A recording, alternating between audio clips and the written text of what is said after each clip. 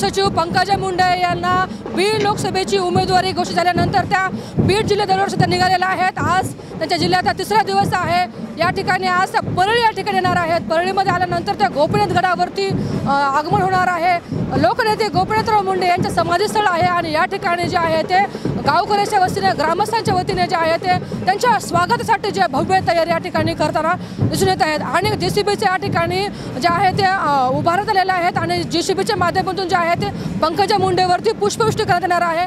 यानंतर साईडलाच एक मोठा असा भव्य दिव्य असा हार जो आहे तो त्यांच्या स्वागतासाठी या ठिकाणी उभा करण्यात आलेला आहे। आणि थोड्या वेळानंतर काही वेळानंतर तर जे आहे ते पंकजा मुंडे या परळीमध्ये दाखल होणार आहेत। त्यानंतर लोकनेते गोपीनाथराव मुंडे यांना त्या अभिवादन करणार आहेत, त्यांना आशीर्वाद देणार आहेत आणि त्यानंतर त्या अनेक ठिकाणी जे आहे ते परळीमध्ये त्यांच्या विविध ठिकाणी मोठे मोठे सत्कार आणि जंगी स्वागत जे आहे ते होणार आहे।